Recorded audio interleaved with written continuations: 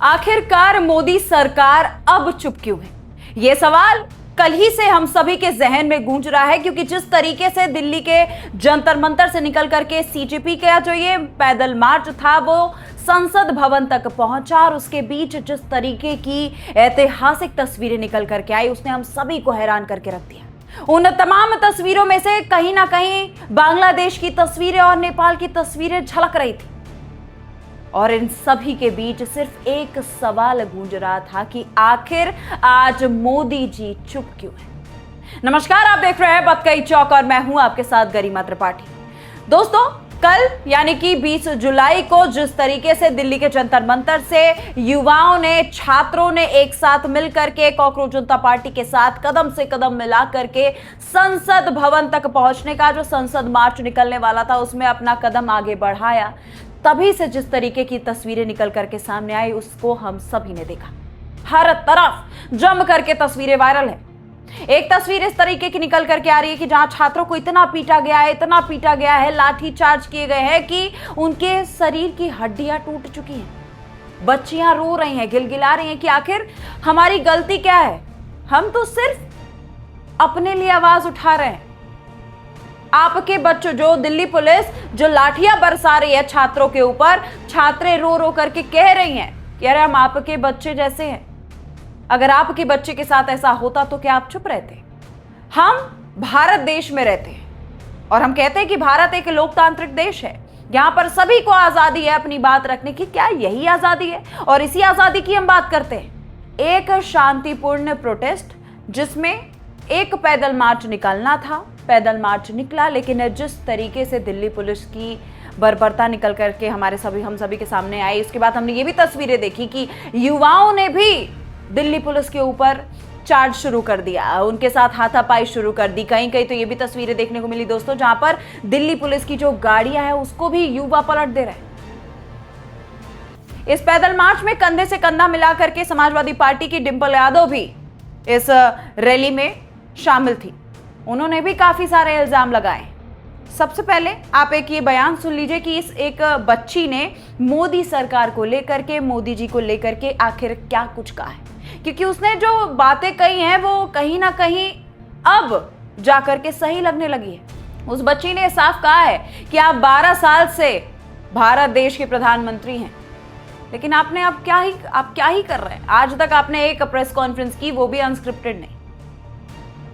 सुनिए आप आखिर वो बच्ची क्या कुछ कह रही है। मोदी जी तक ये बातें नहीं पहुंच रही थी तो आज जो सुबह हुआ है वो नहीं होता।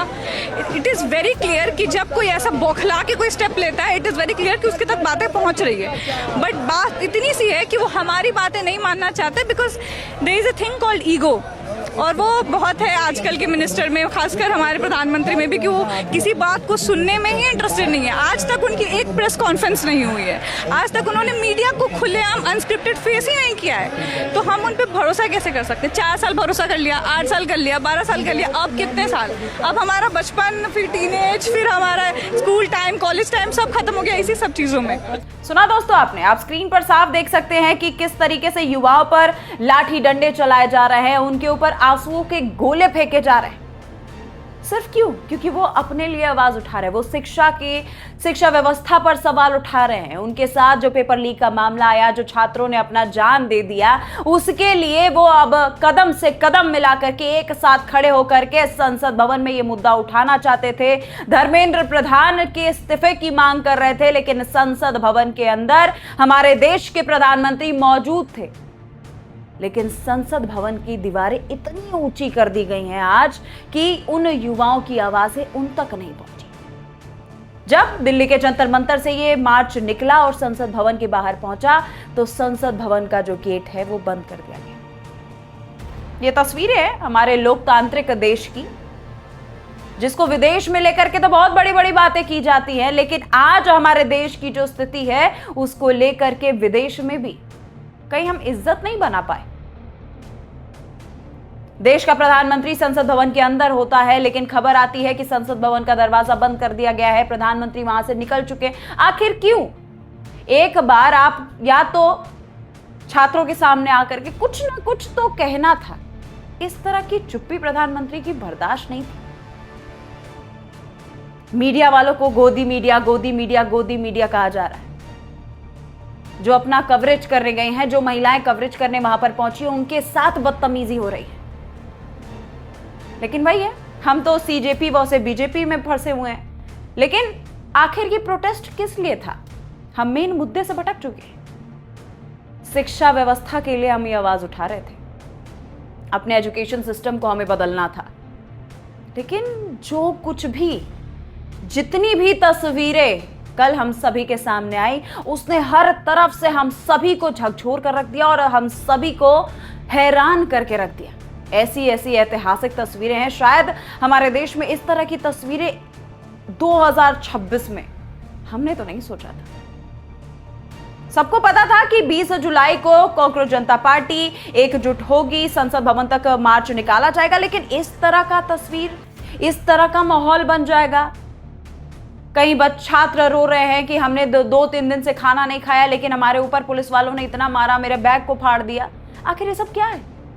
आप स्क्रीन पर इन सभी तमाम वीडियोस को देख रहे होंगे और इस वीडियो को देखने के बाद हर तरफ से सिर्फ और सिर्फ आज हमारे मन में सिर्फ एक सवाल है कि आखिरकार मोदी जी चुप क्यों है? देश के प्रधानमंत्री हैं आप, 12 सालों से भारत जैसे लोकतांत्रिक देश के आप प्रधानमंत्री हैं। इतने बड़े मुद्दे पर, इतने बड़े मार्च पर आपकी ये चुप्पी अब बर्दाश्त नहीं हो रही। इसी सवाल के साथ मुझे दीजिए इजाजत।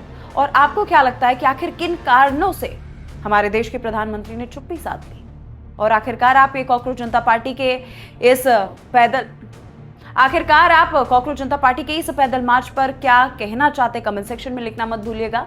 वीडियो पसंद आए तो लाइक, कमेंट, शेयर जरूर करिए। आप देख रहे थे बतकही चौक। मैं हूं गरिमा त्रिपाठी। नमस्कार।